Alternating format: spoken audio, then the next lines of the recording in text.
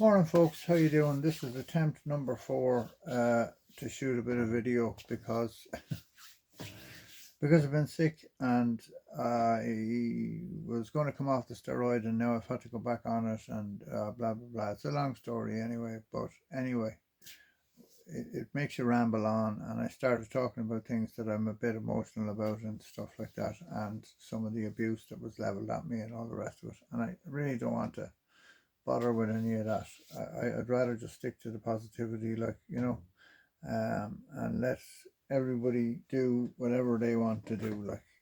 That's the way I see it. Whatever way you want to approach fishing.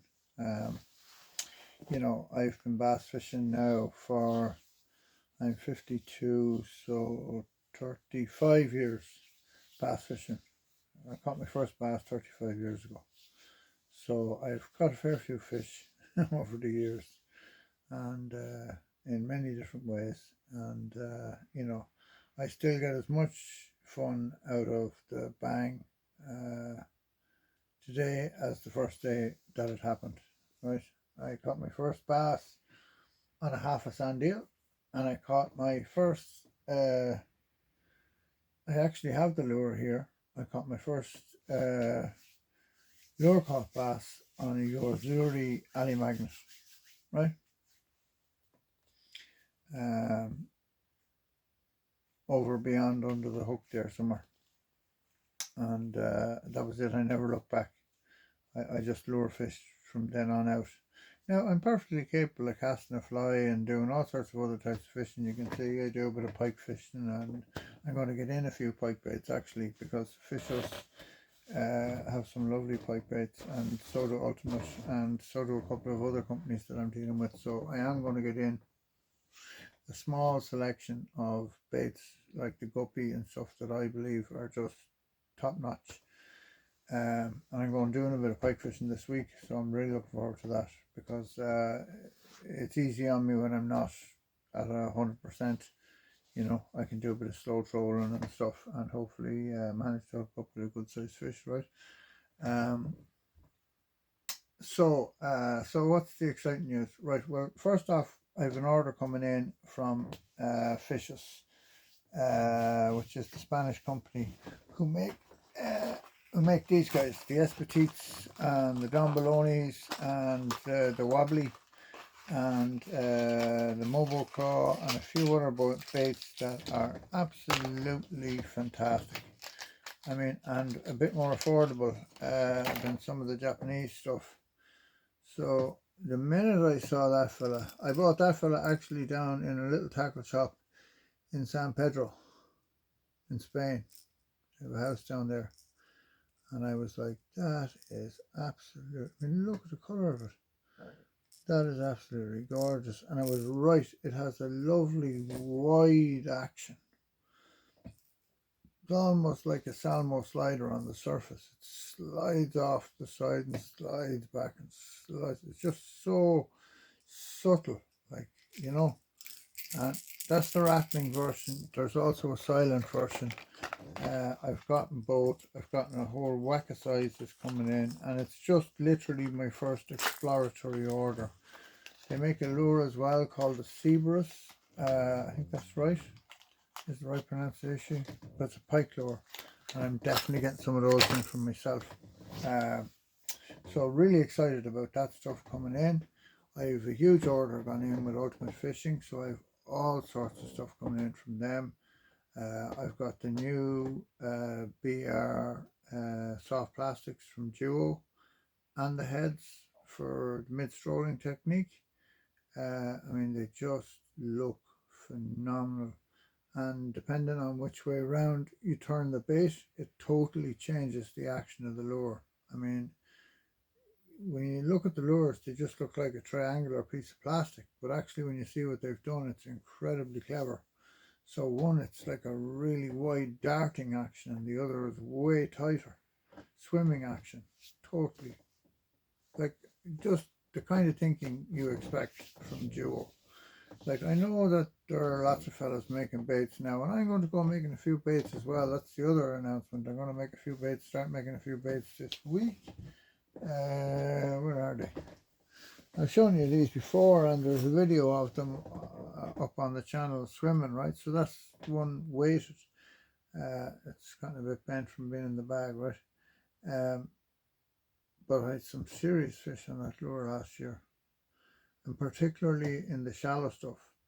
So it is a small bit like a do-live stick, but it's not, because it's got a far, like, it's more like a fat do-live, you know, the fat 4.5. That's the one I fish more than the 6-inch. I don't really like the 6-inch. The 4.5 is kind of like a jerk bait, right? And its profile is better, especially for the kind of fishing I'm doing, which is you know, shallow water, creeping the margins of the estuary. And I mean, I noticed Stephen Ortley was talking a bit about the French chaps sight fishing. So I had the pleasure of fishing with a bunch of French guys 20 years ago, and I learned so much. Like we were on our way onto a certain beach in Wexford, South Wexford, and you know, on the high water you can clamber out onto a middle rock, and all around that rock you get lovely fizzy water, and I always get a few fish out of it, you know. So I said, I'll bring the lads here, it'll be a good place to start, and as tide starts to drop down, we'll move a bit or whatever. But as we were walking in, you know, the guy beside me, Patrick, said to me, there's the back east, lovely spot for the bass. It's my best French accent, by the way, it's not very good. And I said, yeah, well, you know. And he picked up, he was after giving me one, was the Z-Claw Magnum, and it was purple. It came down into pink, a translucent pink, and a kind of a translucent underbody. We called it the purple turtle. And he just cast it literally into the corner, like into a foot of water, and then it dropped off and there was a gutter. And he just dig, and boom, this fish came up out of this gutter and hit it. And I would never have thought before that to fish into that tight, you know, from the, just literally on the sand and just casting at the inside of the headland. I was always going for the outside of the headland, right? So, I mean, I fished with them for a week that time, and I just learned so much. They, up in the estuaries, like I was, you know, up at the front, and they were like, oh, we want to go to the back to see where the fish go. And, you know, I was like, geez, do you think they go in this far? Like, and since then, obviously, I've learned an awful lot. Like, I've caught bass, you know, 15 miles from the salt, right? You know, almost in fresh water. I mean, they're incredibly tolerant of it, right? They'll stay down deep because the salt sinks, so the salinity is higher the deeper you go, right? So salt water is heavier than fresh water, right? So the salt water sits on the bottom, right? That's why the tide rises up under a river. So a river is still flowing down, and yet the tide is rising. It takes an awful long time for the actual flow of the river to change direction. The river may actually be, the tide might be rising, but it looks like the river is pushing out, if you know what I mean, because the tide rises under the main flow of the river, right? But I had the pleasure of fishing with those guys, and I learned an awful lot from them, you know. And they taught me all about the X layer and how to fish it and which way to hook it up and which heads to use, you know. And up until that,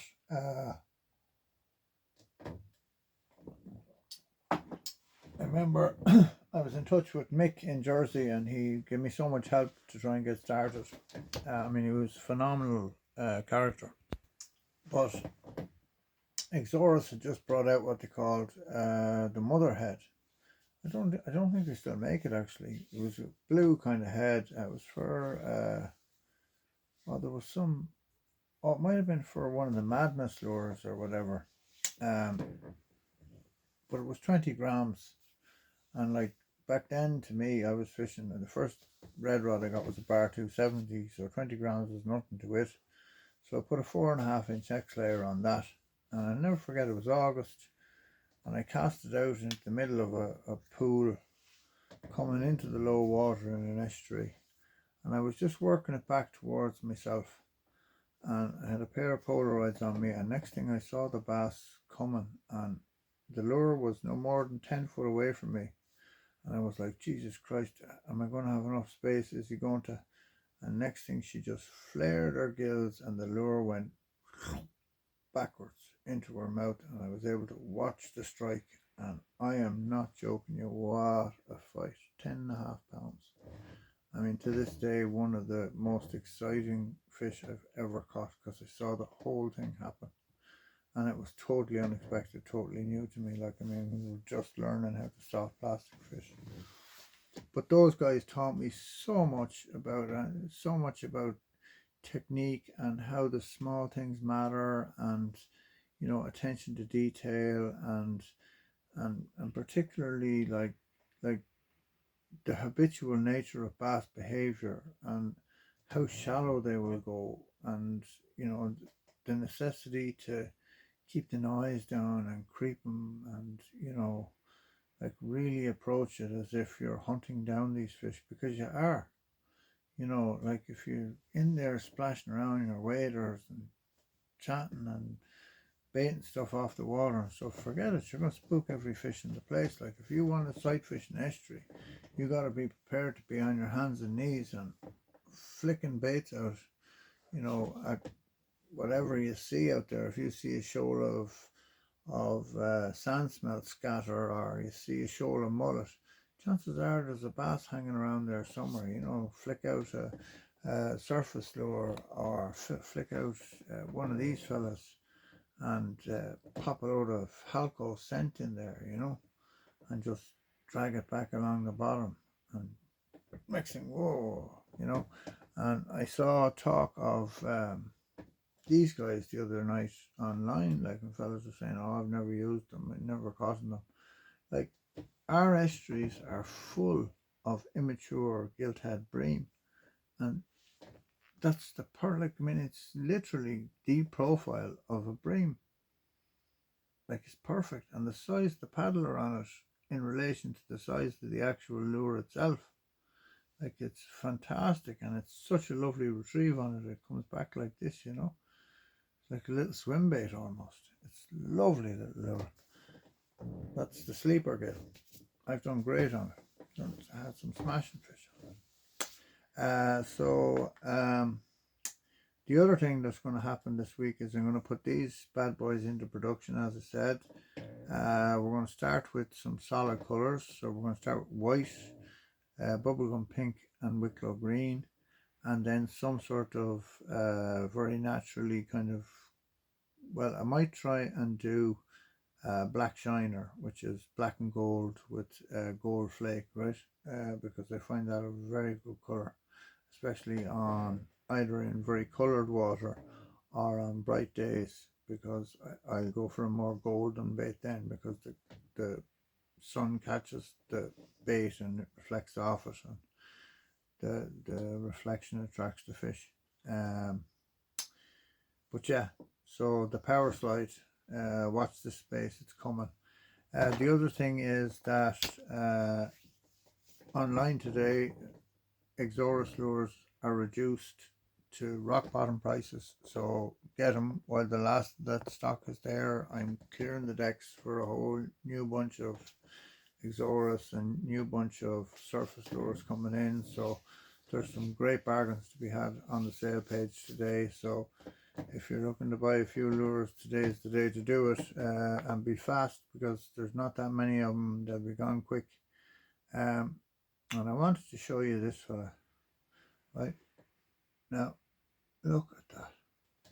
I mean, is that the nicest, most accurate imitation of a sand eel? The quality of the camera here is so shite. I really apologise. I'm not due an upgrade yet, but I have the Osmo or Cosmo camera on the way. I mean, just look at it. It's literally just perfect, right? And it's such a subtle action. I mean, I've talked to you a good bit about it before. It's the Madial 90. So I have that coming now in a range of colours, and that is, hang on, just let me get the right name properly for you. 1 second. Hold it up. Oh, I want to show you another bit as well.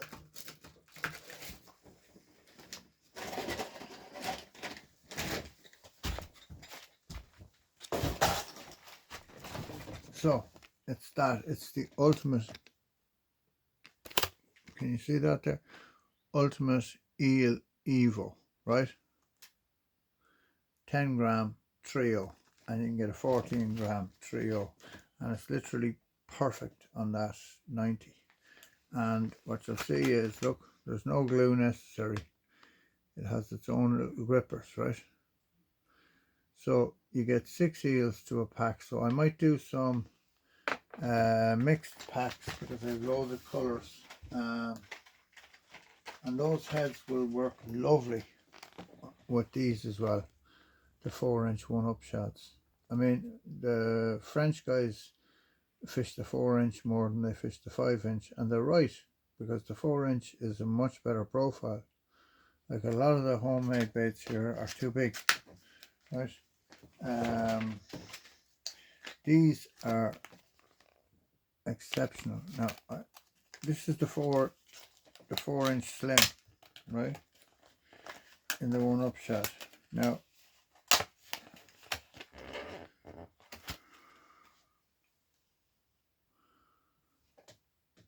look how slim the profile is on that.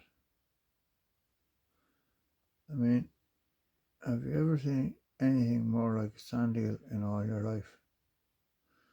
Right, so if I take, just give me 1 sec now, hang on. So there you go, look at that. Look, I'm trying to get you to see just how slim the profile is on that lure. So when it comes to shy fish, right, with a bit of scent put onto it, that is going to be absolutely lethal. Going to be big interest to perch fishermen as well, right? It's just ideal size, right? Maybe even down to 3 inches. 3-inch slim might be better for perch again, right? But that's going to prove lethal. And that's on a 7 gram eel head from Ultimate. Now, I personally prefer it on a 7 gram coyote, but I haven't got one handy there, so I just said I'd show you it on the eel head, right? Now, I haven't bought in those, so if you think you're interested in those, let me know and I'll get some in. What I have been doing for some people is some mixed packets of 1-up shads, right, to let people check out the different colors. Now, I know you can buy 1-up shads for very small money on certain sites, but they're rubbish colors.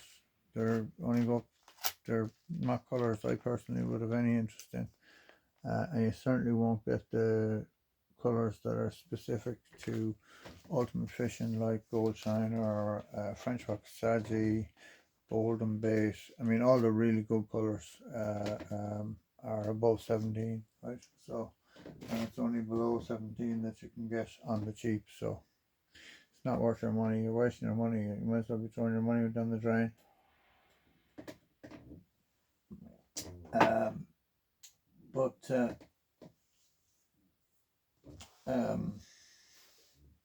What else was I going to think of? What else was I trying to think of? No, that was pretty much it. Oh yeah, the Spring Angling Fair is coming up, so we're booked up with that. I was talking to Ned over the weekend. I'm going to have my own stall. We'll be selling tackle. We'll be doing demonstrations. We'll have our own little saltwater patch. I'll be demonstrating surface lures and jerk baits and stuff in the ponds. I'll be showing fellas how to tie knots, clips, lures, different bits and bobs, all sorts of stuff going on. I should hopefully by that point have a whole bunch of favourite rods with me and some red rods as well. Lots of duo salmon and trout lures too for the salmon and trout men. I'm going on my first trout expedition hopefully in the next 2 weeks with Craig from Southside. We're going to head up Cavan Way with Mr. Pike.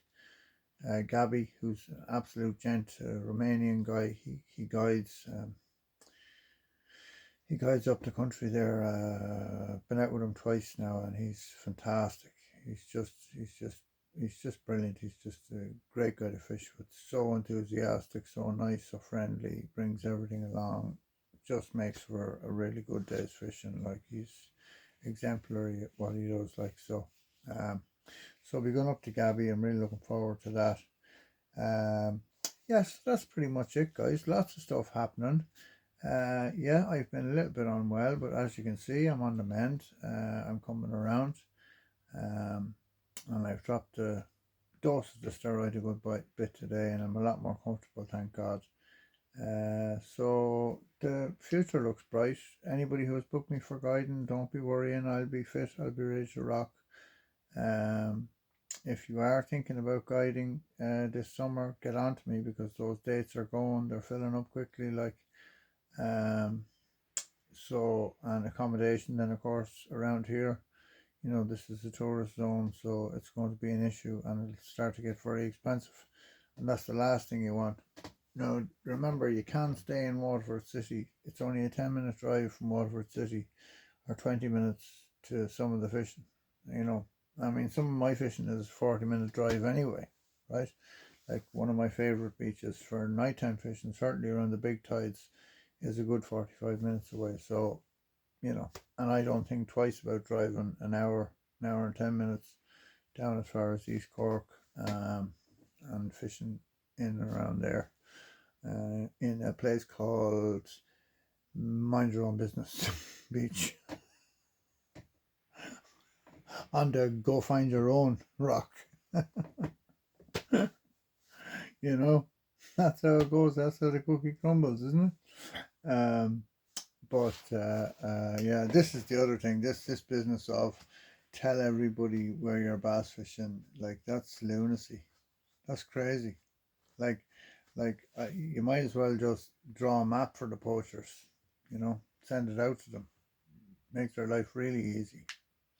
They've already killed half the big fish. You might as well let them kill the other half. Like, some people, honest to God, they need their head examined. Like, really and truly. But we'll end on a positive note. Everything is going really well. Business is flying along. Guiding business is about to kick off. Spring is coming. The weather's improving. I'm pike fishing tomorrow. Can't wait.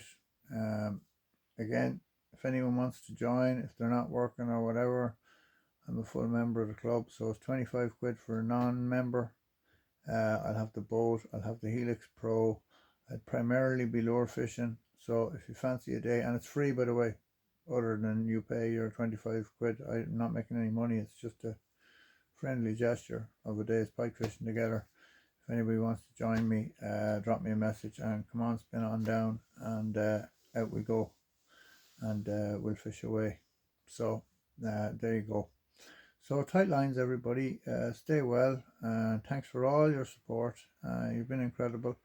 Especially when I had a bit of a relapse into the illness, and a bit of fibromyalgia show up and stuff. Messages, the support, and the sense of humour, and Stephen Drum even offered to throw me into a wheelbarrow.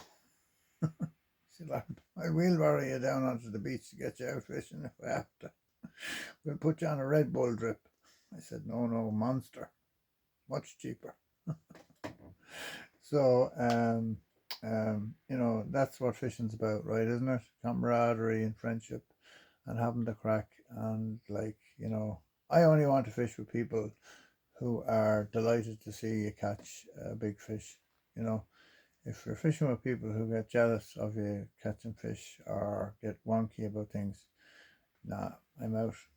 I'm gone, because it's not for me. Like, it's not how I roll. Like, you know, I'd be as glad now to watch a fella. I mean, I brought Tuller one night to a beach in West Waterford, and he absolutely leathered me up and down the beach. He had 6 or 7 fish, and I hadn't a single one, and I was delighted for him. I was like, fair play to you, man, you know. And oh yeah, which reminds me, I have yum baits coming in, yum shads. They are lethal, absolutely lethal. That's where Tuller had all the fish on that night. He had a yum. They just ribbed all over. They're a paddle tail. They're about 4.5 inches long. These are some bad boys. Well, you see them, and they're as tough as old boots. You'd get 20 fish on one lure. Like. So lots to look forward to. Lots of new tackle coming. Lots of new brands coming. More of the good stuff from Ultimate Fishing coming. Spring is coming. It's all good, right? So tight lines, everybody. Have a great day. Thanks again for all your support, and don't be afraid to message and ask questions or whatever, or you need advice when you're buying lures. My number is there. The link to the website is in my bio here on YouTube. It's Sea Bass Fishing Ireland, right? The name of the company is Copper Coast Lures, but it's Sea Bass Fishing Ireland is the web address. It's a long story. Don't ask. Don't ask. It'll take me forever to explain it to you. It will eventually change. I just can't afford to change it right now. And I'll get around to telling you the story of how the company started or the business started, because it's quite a funny one. But anyway, big shout out to everybody who's been showing their support, and there's lots of that. So have a great day, folks, and we'll talk to you soon. Good luck. Tight lines.